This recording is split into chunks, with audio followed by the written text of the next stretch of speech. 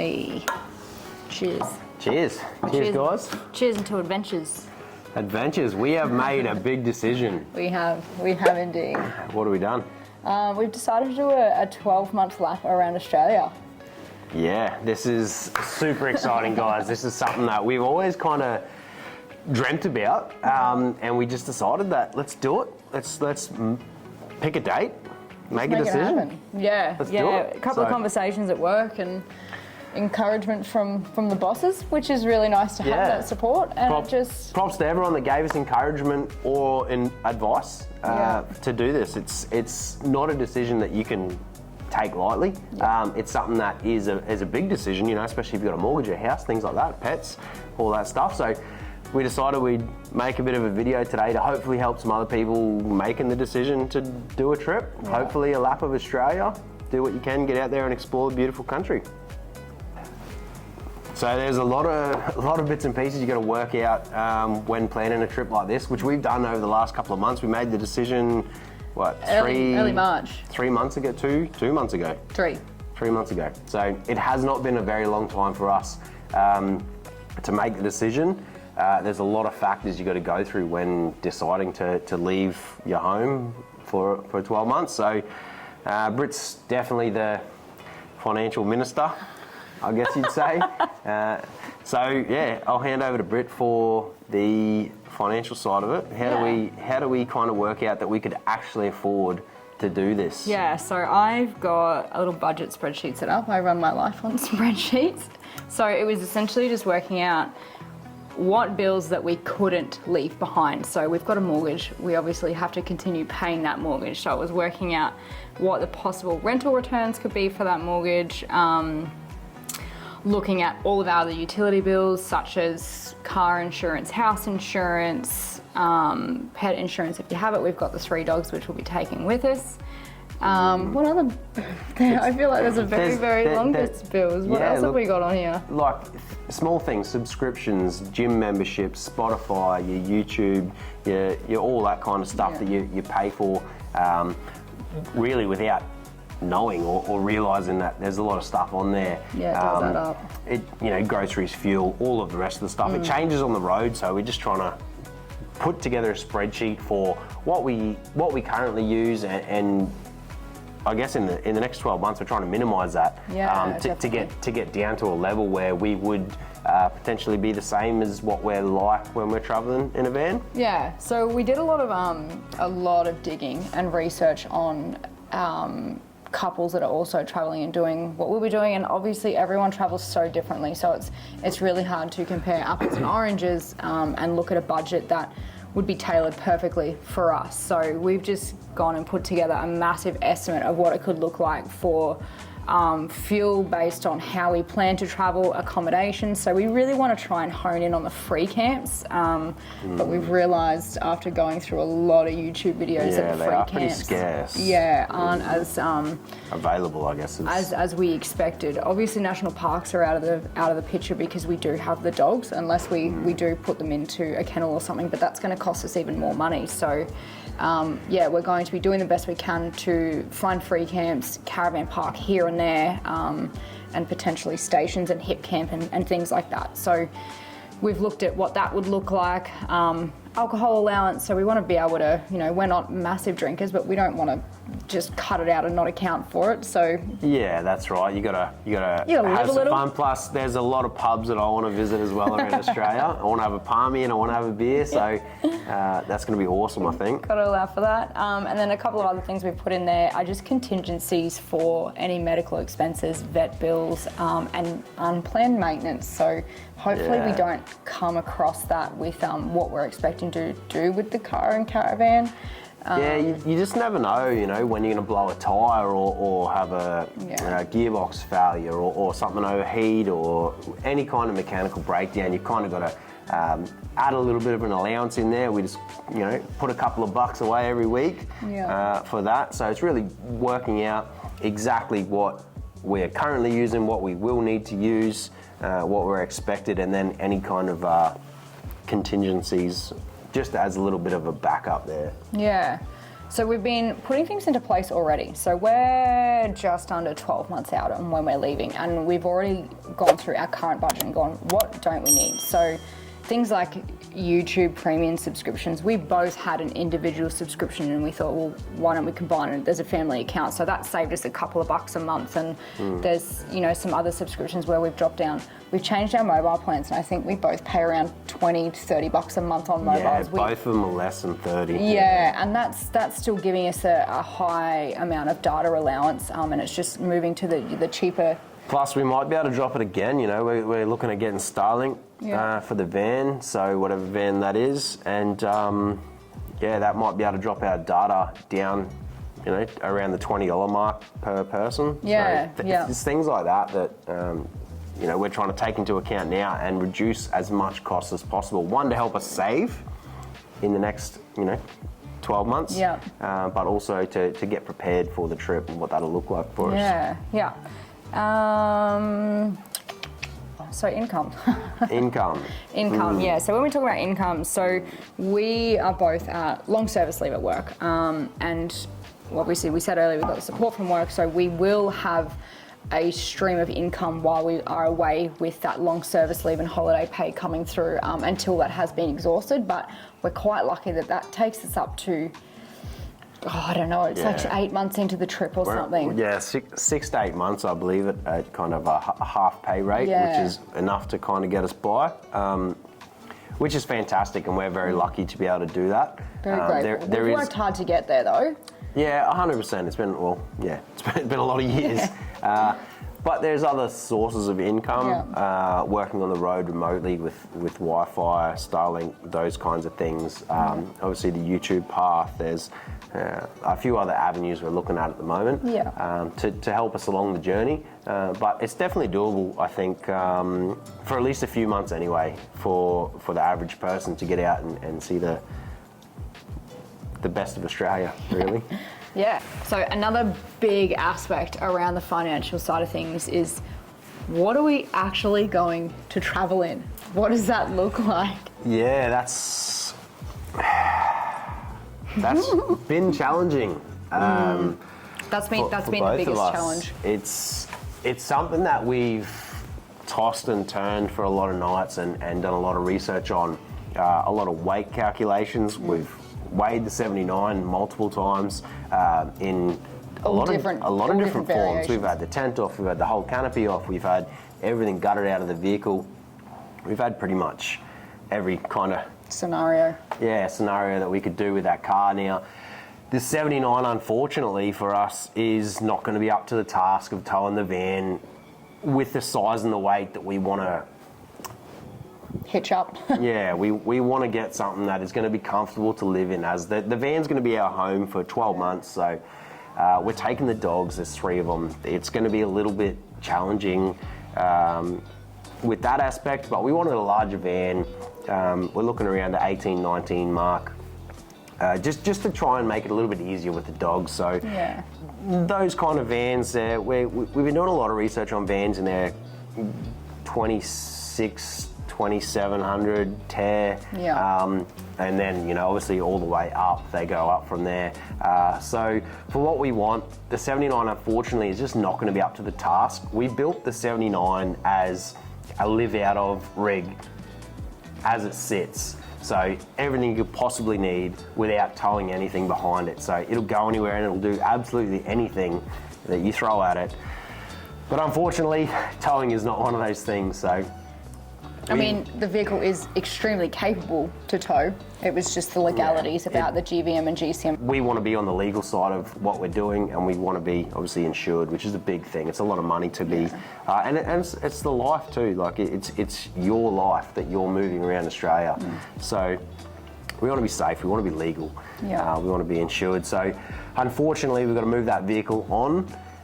We are selling the 79. So.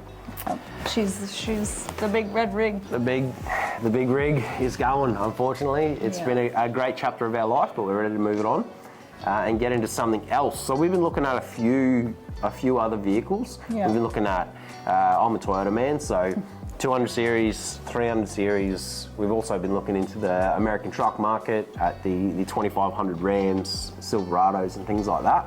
I do have a 1959 Chevy, so having a late model Chevy would be real cool as well. But we've kind of narrowed it down after test driving 200s, 300s, Silverado, couple of Rams. We just kind of worked out with the American trucks for the weight that you, I guess, would want to carry. On the back of it, for me, I'm a tray and canopy man. Brit's a wagon girl, so the 200 or 300 series really appeals to Brit. I'd love a tray and canopy on the back. I have had them for a lot of years and I really rate them. So for me, the Silverado only comes into its true form and its, I guess, usability and capacity when you've got a tray and canopy and you've got the MB2 registration, which is the truck license, and it's zero alcohol. And there's other restrictions around that, which we didn't really want to go into. Not for our first lap. Not for our first lap. I think that's something, if we were doing it full time and we really wanted to do that, we would probably look at something like that. Plus, I love full driving and going up into places you probably shouldn't take a big American truck like that. So yeah, we decided that our best bet is that Toyota wagon, 200 series, 300 series. Test drove a couple of 300 series. We have done multiple 200s, chopped wagons, a few bits and pieces. So now back to the financial side of it, we're just looking at the budget. So we want to do obviously GVM, GCM upgrade to get us to that towing capacity, but it's also, we want to kit it out. I mean, you've seen the 79, it is a unique one of a kind rig, and we want to do something similar for whatever we end up with. So we're just working out the financial side of that too, and what's going to be the smartest option for us. Yeah, taking into consideration that we've got to live on the road with reduced income for 12 months, bang for buck is something that we really wanted to look for. So after all the car research we did, we have decided on a platform we're going to use, but we'll keep that for... We'll keep it under wraps for another week or so. Yeah, keep that for another video. Caravans. The other part of what we're doing. The other part. So we decided on a caravan over a camper trailer, rooftop tent, hybrid, whatever that looks like, because of the comfortability. Comfortability, is that a word? It is now. Because of the comfort we would like to have on the road we keep going banging on about 3 dogs, but it is us, it is the 3 dogs, and we thought we could do a smaller van, but after we stepped into a 15-footer, we both looked at each other and went, there's no way we're doing that. Nope. Nah. So we're not going massive, but like Tim said, we're looking at the 18, 19 foot mark.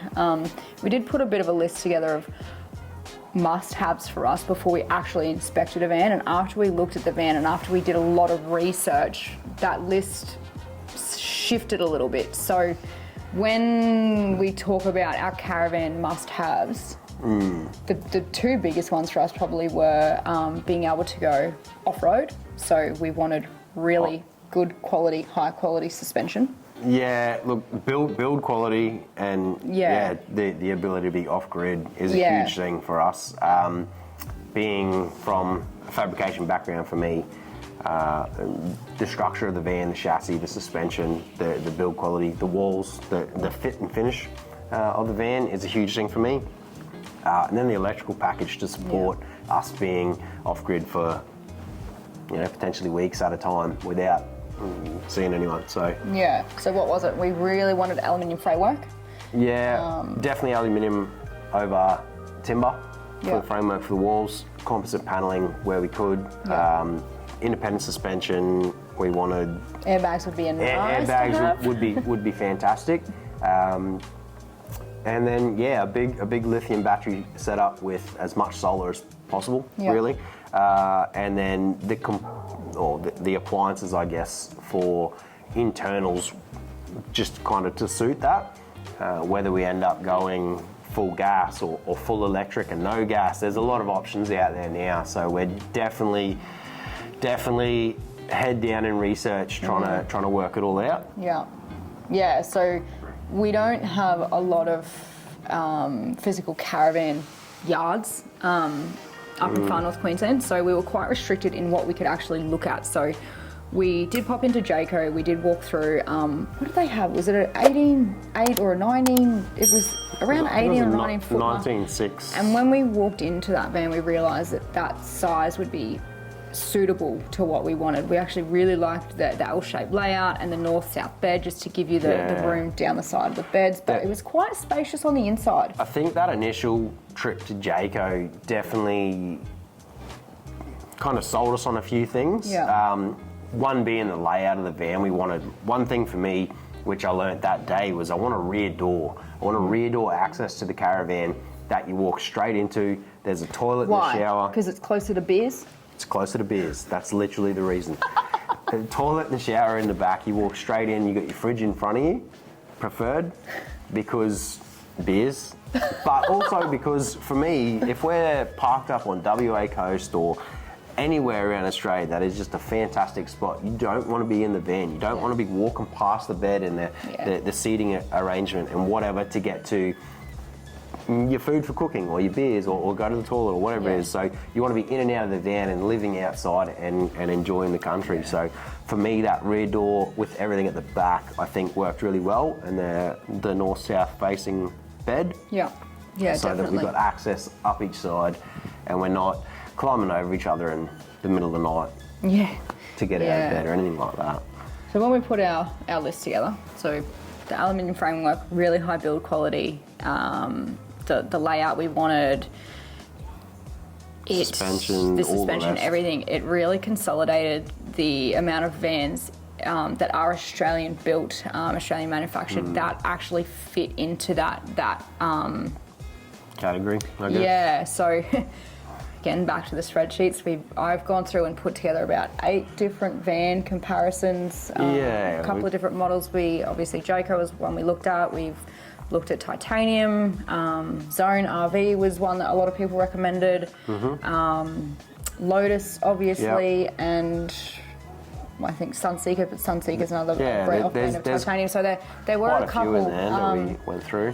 And what also helped, what is helping with that is the people that have gone through and done all the research, and they're actually putting the videos up on YouTube. So, you know, there's a couple we've come across that my 5 top vans because X, Y, Z, and they run through everything you can think of. So there's been a few of those. So good. Yeah. So thanks, shout out to you guys. Yeah, 100%. Might find them and link them below actually, because they were extremely helpful. Yeah, fantastic to run through. It just helps us kind of tick off the boxes. We don't have much to go and look at here, so you can only find so much online. Yeah. So might end that on, I think we've picked a van. We're pretty set on one. The biggest thing we've got to take into consideration is lead times. Because we've got 11 months. Less than 12 months away from leaving, and we don't have a caravan or a car to leave in. So we are not... Well, we're not ready to go right now. We're not ready to go by any means. That's okay, because we've got the time. So it's just, it's taking all that into consideration and making decisions quite soon on all of that. We need to really hustle on. Probably the caravan, I think, is going to be the biggest lead time. So we'll get a move on the caravan. We'll knuckle down, make a decision, and update you guys with that when it happens. Oh! We got a dog. This is Lewis. This is Lewis. He'll be coming on our trip. He looks like the sweet one. He's the needy one, but he's very needy. He's also the rat bag of the group. Hey, you're the one that causes all the arguments. All right, I got Louie. Come on, Pumpkin. Pickles. Louie. Pickles' name is also Pumpkin. Oh, did you Pickles? Lola's not gonna get off the table. Come on. Lola's a bit big for the chair. Come on. Come on. Oh. This is a lovely girl. Oh, this is the big Lola. She's the sweetest. She's the She's sweetest the and greyest 10-and-a-half-year-old staffy you've ever seen. Hey, baby. She's going to have the best year of her life. She she's loves the OG being adventure out. dog. Loves being out. Loves exploring. Loves playing with the other two. Yeah, they keep her young. So these guys are going to have the best year next year. We've got a huge 12 months coming up, and I think it's going to be fantastic. It's going to be challenging with the dogs. It's going to be challenging with all the work we've got to do. But I think it's definitely going to be worth it. So cheers for watching. I think it's fucking hell. They're going to knock the camera over. Oh, this is what we got to look forward to. I don't know if I can see them in the background. They're going crazy. Oh, the dogs get the zooms on, like the crazy zooms after breakfast and before dinner. I don't know how we're going to cater for this in a... They're knocking the table around and everything. So they're going to be out running around all the time. Go play in the yard. You've got all that yard. Maybe they don't need the caravan because they're used to just hunting up underneath this 3-metre table. Where we're sitting. Yeah. Right at our feet, always. Right. Thank you so much for watching, guys. We hope this video has been somewhat insightful about the planning stages for a 12-month flight. Yeah, definitely. I think it's going to be fantastic. It's exciting. Yeah. Got lots to look forward to, lots to plan. And stay tuned because we have an exciting announcement coming up. We have... Made a decision on a car. Yep, it's happening. High five. Yeah. All right. So next week, that video should be dropping of the new vehicle. Yeah, we're excited. Hope you are too. Cheers. Cheers, guys.